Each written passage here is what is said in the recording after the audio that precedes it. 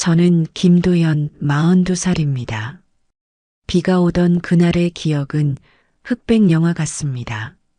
잔뜩 흐린 하늘, 질척한 골목길, 그리고 문 앞에서 울던 어린 나. 누군가는 말했습니다. 시간이 지나면 모든 게 희미해진다. 그날의 흑백 영화 속 나는 어디로 가고 있었던 걸까요? 지금 그 이야기를 하려 합니다. 영상 시작 전 구독과 좋아요 부탁드립니다. 오른쪽 아래에 구독 버튼 눌러주세요. 비행기 문이 열리자 차가운 바람이 얼굴을 스쳤다. 숨을 들이마시자 낯선 듯 익숙한 공기가 폐 깊숙이 들어왔다. 이 공기가 내 것 같지 않아. 42살의 박도연은 30년 만에 밟는 한국 땅이었다. 천천히 발걸음을 내디뎠다. 바닥이 딱딱하게 느껴졌다. 이곳은 고향이 아니라 자신을 버린 곳이었다. 나는 이 땅에서 자식이 아니라 짐이었다. 양복 주머니 속에 구겨진 메모지를 꺼냈다. 땀에 젖어 메모지의 글씨가 희미해졌다. 서울 변두리, 낡은 시장, 골목 끝, 반찬가게 운영. 김옥순, 73세. 손끝이 덜덜 떨렸다. 마치 이 이름이 자신을 과거로 되돌리는 듯했다. 어린 시절, 박도연은 배가 고프다고 칭얼댔다. 그러자 김옥순은 아무 말 없이 등을 돌렸다. 그날 저녁 집 앞에 모르는 남자가 서 있었다. 김옥순은 아무런 설명도 없이 아이를 그 남자에게 떠넘겼다. 울지 마라. 그 한마디가 마지막이었다. 비에 젖은 골목에서 박도연은 울부짖었다. 그러나 김옥순은 이미 집 안으로 사라진 뒤였다. 그날 이후 한국은 지워야 할 과거였다. 박도연은 입술을 깨물었다. 살아남기 위해 악착같이 버텼다. 미국에서 기회를 잡기 위해 피가 마를 정도로 공부했고 20대 후반에는 금융업에 뛰어들어 사업을 일으켰다. 지금의 박도연은 전 세계에서 인정받는 금융기업의 CEO였다. 그러나 그 성공이 박도연의 분노를 잠재우지는 못했다. 김옥순, 내가 버린 아이가 돌아왔다. 이제는 되갚아줄 시간이었다. 김옥순이 어떤 삶을 살았든 그건 중요하지 않았다. 그날 박도연이 울면서 애원할 때 김옥순이 가졌던 무표정 그대로 이번엔 자신이 김옥순을 외면해 줄 것이다. 손에 쥔 메모지가 구겨졌다. 김옥순은 서울 변두리의 작은 시장에서 반찬 가게를 운영한다고 되어 있었다. 한때 자식을 버려야 할 정도로 가난했던 사람이 지금은 어떤 모습으로 살아가고 있을까? 비참한 모습이면 좋겠다.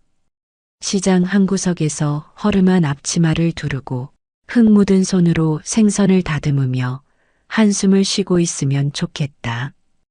그래야만 복수의 순간이 더 짜릿할 테니까. 박도연은 핸드폰을 꺼냈다. 운전기사가 대기 중이라는 메시지가 떠 있었다. 마이너스 대표님, 공항 입구에서 기다리고 있습니다. 박도연은 검은색 세단을 향해 걸어갔다. 운전석에 앉은 56세 장성민이 반갑게 인사했다. 한국 지사에 처음으로 오셨습니다. 기분이 어떠십니까? 박도연은 가만히 창밖을 바라보았다. 공항 도로를 따라 늘어선 가로등이 흐릿한 빛을 뿜고 있었다. 그냥 더럽네요. 장성민은 무슨 뜻인지 묻지 않았다. 박도연은 낮은 목소리로 말했다.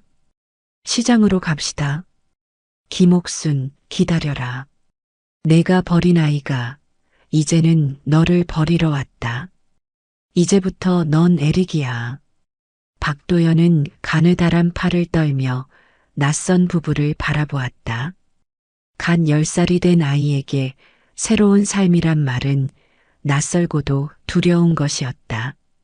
그러나 아이의 의견 따위는 중요하지 않았다. 양부조는 무표정하게 서류를 넘기더니 퉁명스럽게 말했다. 한국 이름 같은 거 필요 없어. 내 부모는 돈 받고 너를 우리에게 판 거야. 내 이름은 이제 에릭 스미스다. 그 순간 박도연은 깨달았다. 자신의 엄마가 돈과 자신을 바꾸었다는 것을 이제는 자신의 이름조차 가질 수 없다는 것을. 그는 서류 속에 적힌 새로운 이름을 보며 입술을 깨물었다. 이제부터 나는 박도연이 아니다. 미국 중서부의 황량한 거리. 회색빛 벽돌로 지어진 낡은 건물. 그곳이 박도연의 새로운 집이었다. 그러나 집은 단지 잠을 자는 공간일 뿐이었다. 아침 6시에 일어나. 늦잠은 용납 못해. 양부존의 목소리는 군인처럼 날카로웠다. 주어진 아침 식사는 시리얼 한 줌과 찬 우유. 우유 남기지 마라. 아까운 걸 버리는 놈은 우리 집에서 못 살아. 박도연은 억지로 우유를 삼켰다. 속이 미식거렸지만 먹지 않으면 하루 종일 배를 골아야 했다. 학교에서도 사정은 다르지 않았다. 점심시간이 되면 아이들은 원형 테이블에 3, 4, 5 모여 앉았다. 그러나 박도연에게는 앉을 자리가 없었다. 야, 짱깨. 영어도 못하지? 까만 머리카락과 작은 체구를 조롱하듯 덩치 큰 백인 아이가 어깨를 툭 쳤다. 박도연은 아무 말도 하지 않았다. 말을 해봤자 돌아오는 건 비웃음뿐이었으니까. 그러나 조용히 있는다고 넘어가는 법도 없었다. 이게 대답을 안 하네? 순식간에 밀려오는 충격. 박도연의 점심 쟁반이 바닥에 나뒹굴었다. 뜨거운 스프가 허벅지를 타고 흘렀다. 그러나 선생님은 멀리서 보고도 외면했다. 넌 고하잖아. 찌르지 마. 그날 밤 박도연은 작은 방에 틀어박혀 울었다. 그러나 울음소리를 들키면 더 큰 일이 날 것이었다. 양부조는 규율에 엄격했다. 아이가 필요해서 입양한 것이 아니라 정부 지원금을 받기 위해 서류를 꾸민 것이었으니까. 쓸모없는 짓 하지 마라. 여기선 약한 놈이 먼저 죽는 거야. 박도연은 그 말을 가슴에 새겼다. 울지 않았다. 약한 모습을 보이지 않았다. 주말엔 일해야 해. 어느 날 양부가 말했다. 박도연은 고개를 끄덕였다. 항상 그렇듯 거절이란 없었다. 양부는 동네 신문 배달 일을 시켰다. 새벽 4시 손가락이 얼어붙을 듯한 추위 속에서 자전거를 타고 집집마다 신문을 던졌다. 하지만 몇 달이 지나도 박도연은 한 푼도 받지 못했다. 결국 참지 못하고 물었다. 아빠, 제 돈은 언제 받아요? 양부조는 비웃으며 대답했다. 내가 우리 집에서 먹고 자는 게 돈이지. 멍청한 놈아. 그날 밤 박도연은 이불을 뒤집어 쓰고 이를 악물었다. 손바닥에 손톱 자국이 선명하게 패였다. 언젠가 여기서 벗어나고 말 거야. 그 다짐이 박도연을 버티게 했다. 학교에서도 집에서도 박도연은 혼자였다. 그러나 공부만큼은 절대 놓지 않았다. 수업이 끝난 후 그는 도서관으로 향했다. 다른 아이들이 친구들과 농구를 할 때 박도연은 책상에 엎드려 단어장을 외웠다. 단어 하나라도 더 알아야 했다. 문법을 틀리지 않아야 했다. 그래야만 이 세상에서 살아남을 수 있었다. 밤이 되면 침대맡에 전등을 켜놓고 책을 읽었다. 양부모가 불을 끄라고 소리칠 때까지 손등에 파란 잉크 자국이 번졌다. 연필을 쥔 손이 굳어갔다. 더 노력해야 해. 살아남아야 해. 대학에 합격했을 때 박도연은 짐을 쌌다. 미국 동부의 명문 대학. 드디어 양부모 집에서 나올 수 있었다. 박도연은 장학금을 신청했고 모자란 금액은 아르바이트를 하며 충당했다. 수업이 끝나면 편의점에서 야간 근무를 섰다. 주말에는 중국 음식점에서 배달을 뛰었다. 하루 4시간만 자면서 공부했다. 몸이 피로해도 멈추지 않았다. 결국 졸업할 때 최우수 성적을 거뒀다. 그리고 세계적인 금융회사에 입사했다. 이제 이 지긋지긋한 과거에서 벗어날 수 있다. 그러나 그걸로 끝이 아니었다. 박도연은 회사를 다니면서도 언제나 더 높은 곳을 바라봤다. 퇴근 후엔 사업 계획서를 짰다. 주말엔 투자자를 찾아다녔다. 수십 번 거절당해도 포기하지 않았다. 그 결과 30대 후반 박도연은 세계적인 금융기업 CEO가 되었다.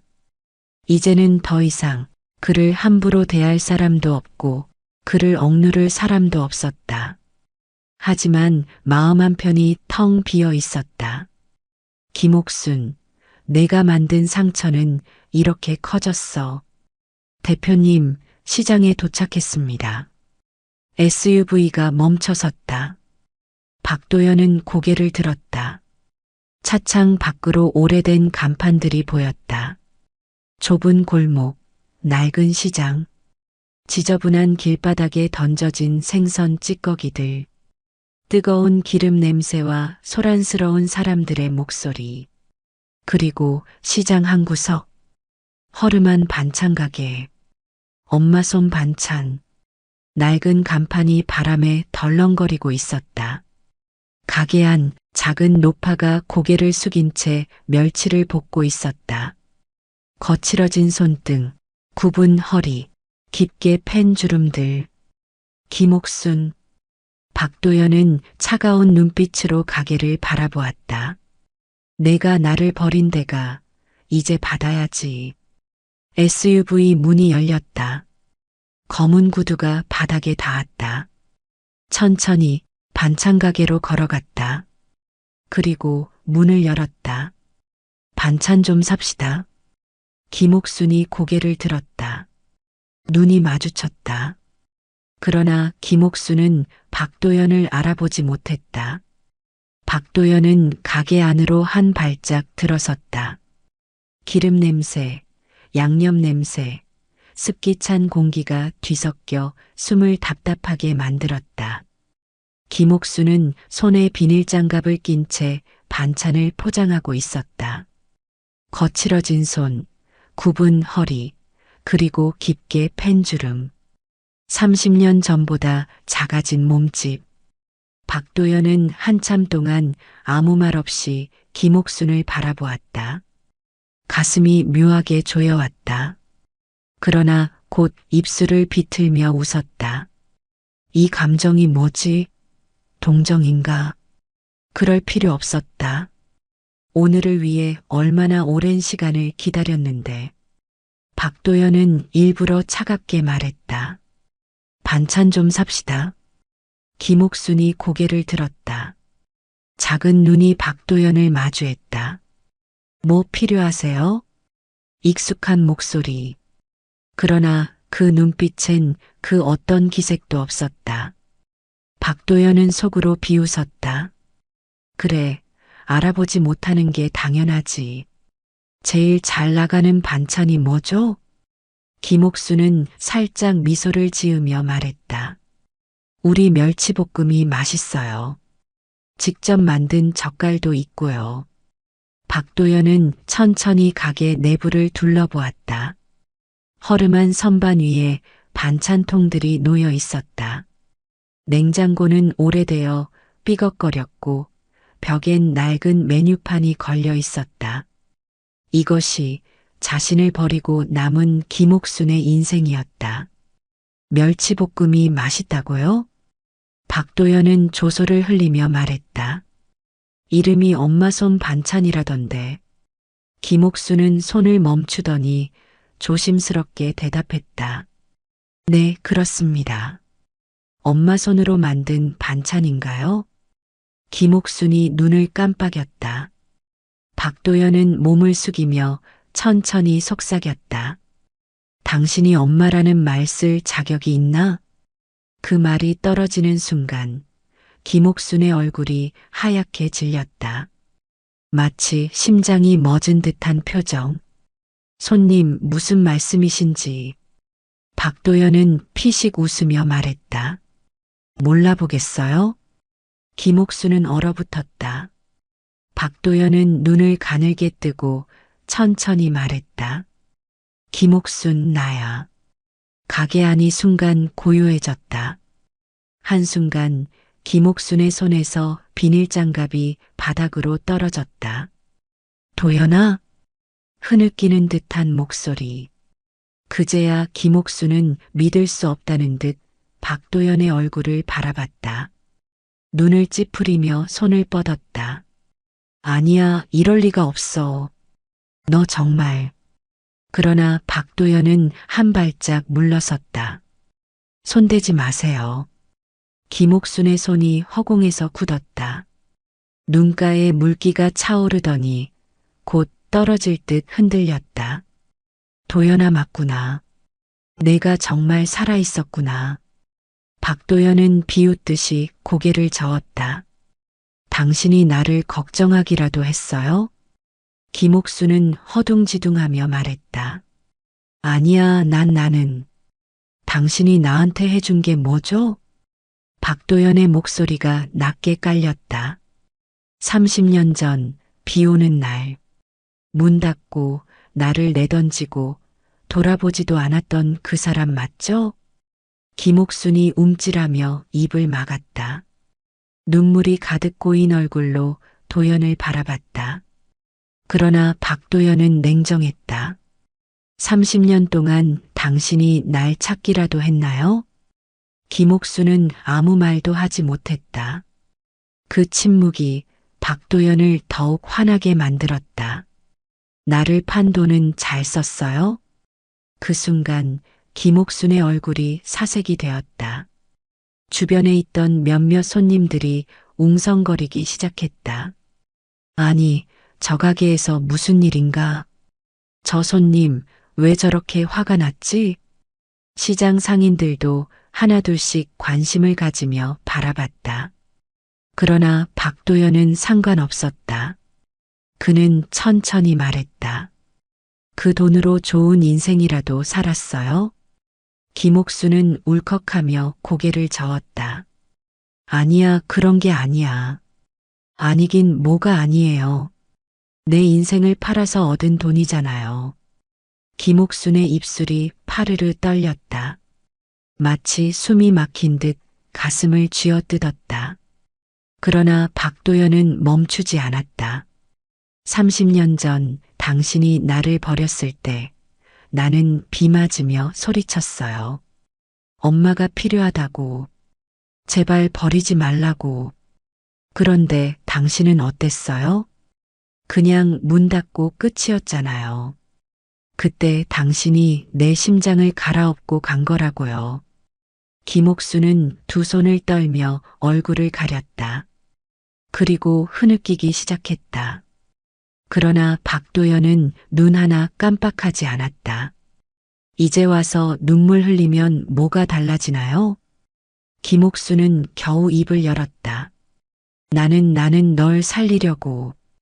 뭐라고요? 그땐 다른 방법이 없었어. 그땐 박도연은 비웃으며 한 걸음 다가갔다. 그럼 지금은?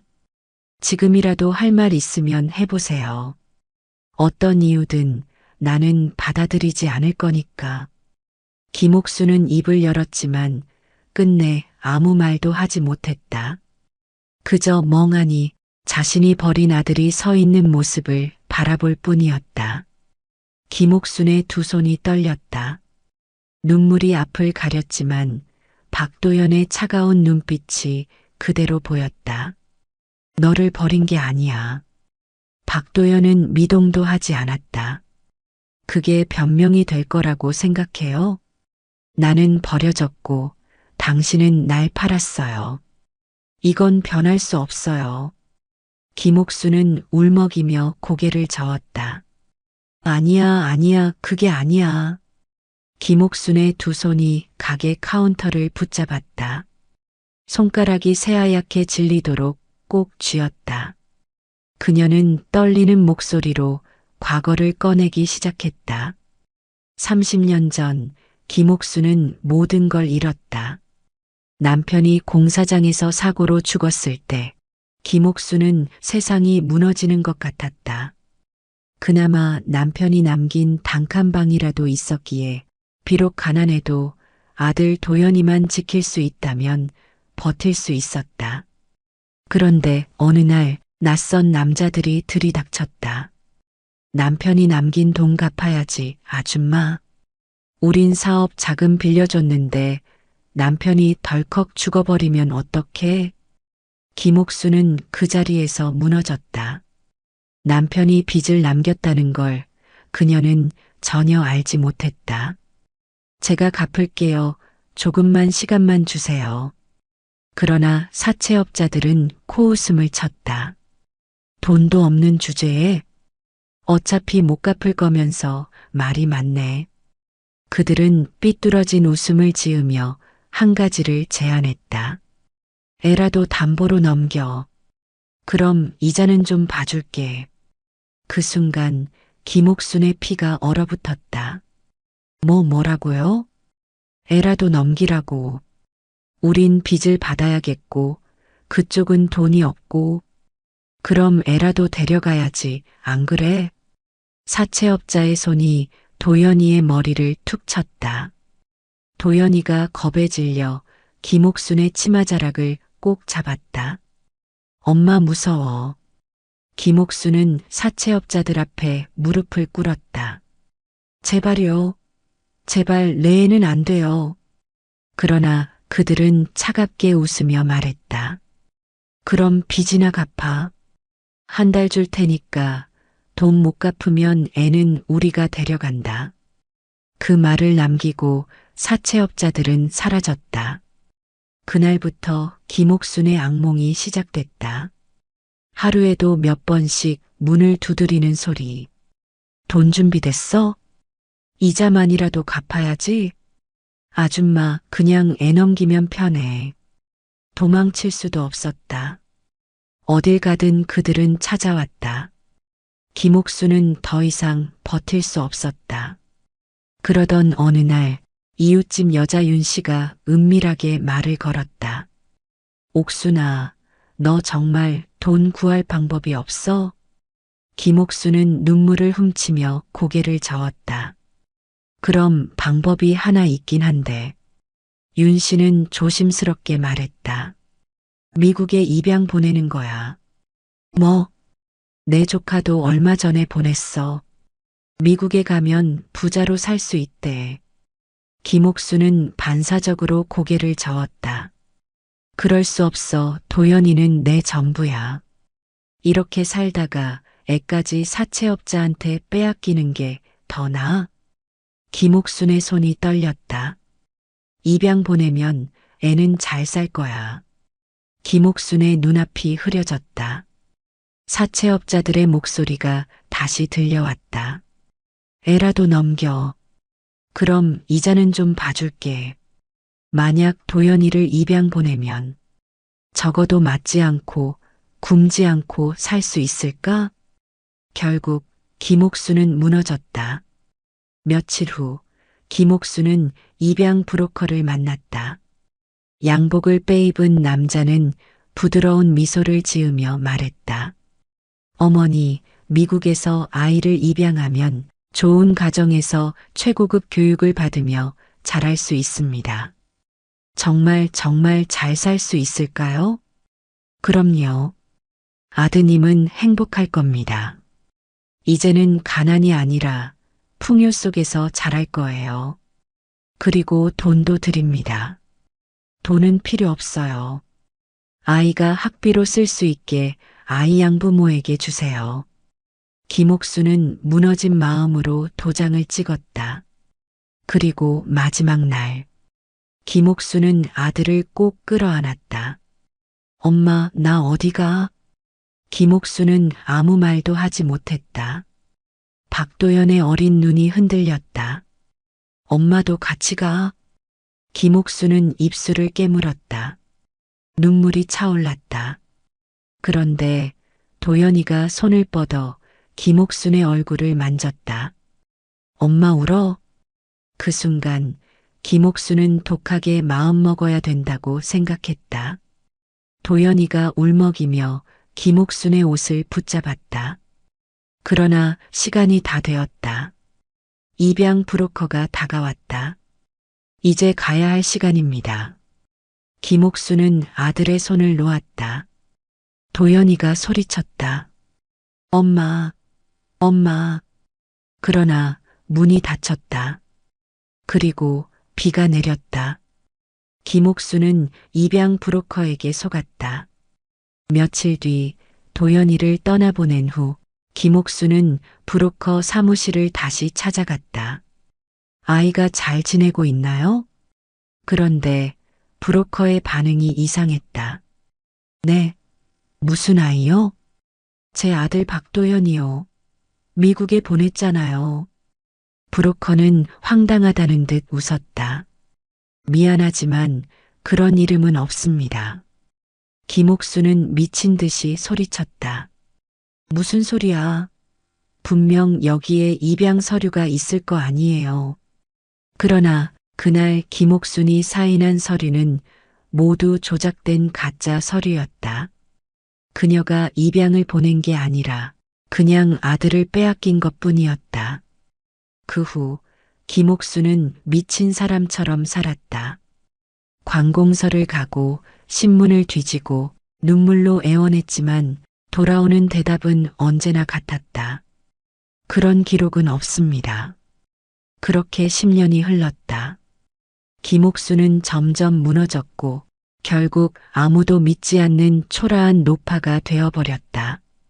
김옥수는 손을 덜덜 떨었다. 박도연은 여전히 무표정한 얼굴로 그녀를 내려다보고 있었다. 나는 너를 버린 게 아니야. 김옥수는 눈물을 삼키며 말했다.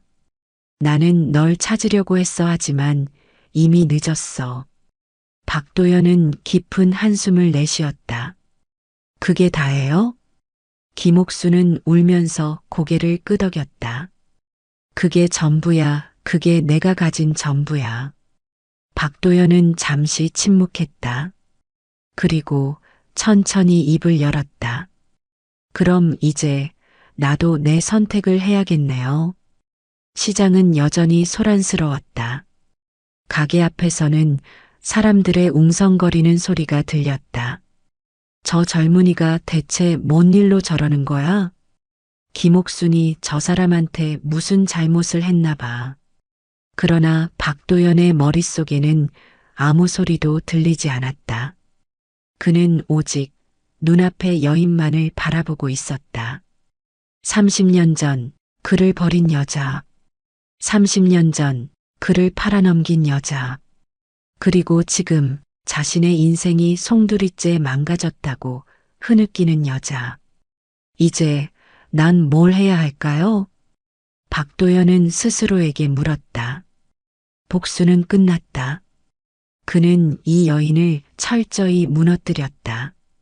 그러나 마음속이 허전했다. 그럼 이걸로 끝인가? 그동안 쌓아온 증오와 분노가 사라지지 않았다. 그런데 이상했다. 김옥순이 울고 있는 모습을 보고 있는데 그런데도 왜 이렇게 답답하지? 도연아? 김옥순이 눈물을 닦으며 박도연을 올려다보았다. 나는 내가 살아있다는 것만으로도 정말 고마워. 박도연은 미동도 하지 않았다. 김옥순은 한 걸음 다가왔다. 널 이렇게라도 다시 볼 수 있어서 정말. 그녀는 말을 잇지 못했다. 그리고 천천히 손을 뻗었다.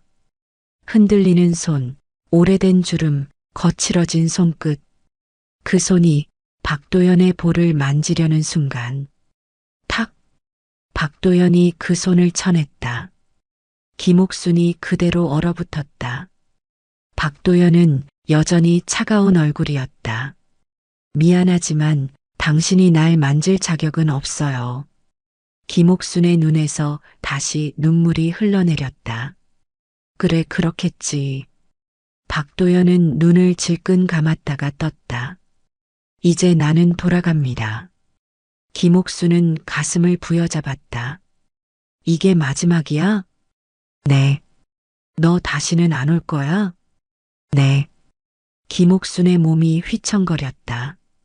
박도연은 가게를 나가려 했다.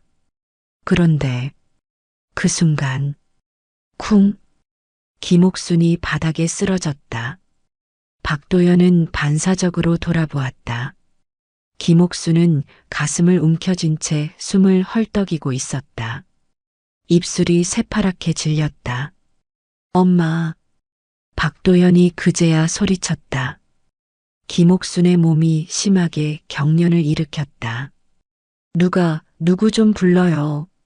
빨리 119. 가게 앞에 서 있던 시장 상인들이 당황하며 달려왔다. 김옥순 씨, 정신 차려요. 빨리 앰뷸런스 불러. 박도연은 김옥순을 부축하며 흔들었다. 엄마. 김옥순이 흐린 눈으로 박도연을 바라봤다. 그리고 힘겹게 입을 열었다. 엄마라고 불러줘서 고마워. 박도연의 눈이 흔들렸다. 아직 안 끝났어요. 그러니까 정신 차려요. 그러나 김옥순의 손이 축 늘어졌다. 엄마. 그 순간 앰뷸런스의 사이렌 소리가 시장 골목을 울렸다. 시간이 얼마나 흘렀을까. 박도연은 하얀 병원 복도를 지키고 서 있었다. 의사가 다가왔다. 가족분이신가요? 박도연은 잠시 머뭇거리다 대답했다. 네. 다행히 응급처치가 빨라서 고비는 넘겼습니다. 하지만 심장이 약해져 있어서 당분간 안정을 취해야 합니다. 박도연은 안도의 한숨을 내쉬었다.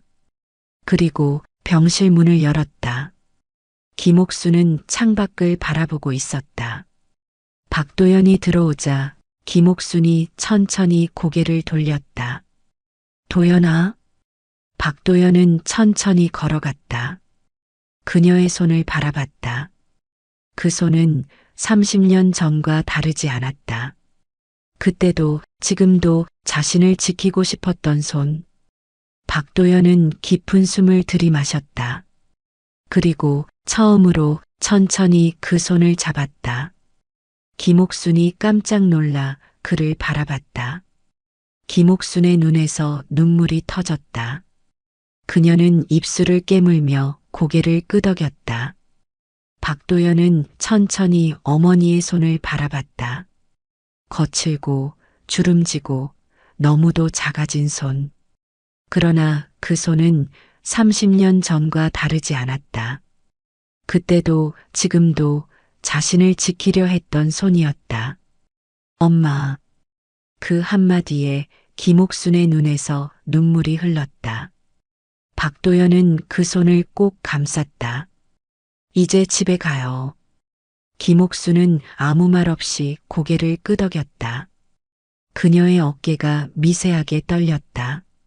병실 창밖으로 해가 서서히 지고 있었다. 붉은 석양이 창가에 걸린 채 두 사람을 따뜻하게 감싸고 있었다. 30년 전 비 오는 날.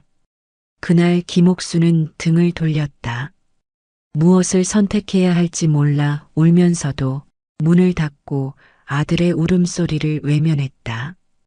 그리고 30년 후 박도연이 그녀를 외면하려 했다. 그러나 마지막 순간 그녀를 놓을 수 없었다. 엄마, 이제 우리 함께 살아봐요. 김옥순이 손을 움켜쥐었다. 그녀의 손끝이 미세하게 떨렸다. 정말 내가 가도 되겠니? 박도연은 조용히 미소를 지었다. 엄마가 나를 찾았던 것처럼 나도 엄마를 찾으려고 왔어요. 그러니까 이제 나랑 같이 가요. 김옥수는 얼굴을 가리며 소리 없이 울었다. 그녀는 이제야 깨달았다. 30년간 붙잡고 있던 죄책감과 고통이 아들을 다시 만나는 순간부터 서서히 녹아내리고 있었다는 것을. 인천국제공항에는 한쪽엔 미국행 비행기가, 다른 한쪽엔 한국 땅이 펼쳐져 있었다. 김옥수는 흔들리는 눈으로 박도연을 바라봤다. 정말 괜찮겠니? 엄마, 나 혼자 살아왔어요. 그리고 이제는 혼자가 아니고 싶어요. 김옥순이 입술을 깨물었다. 나는 내 발목만 잡을 텐데. 박도연은 고개를 저었다. 엄마는 나를 살리려고 했어요.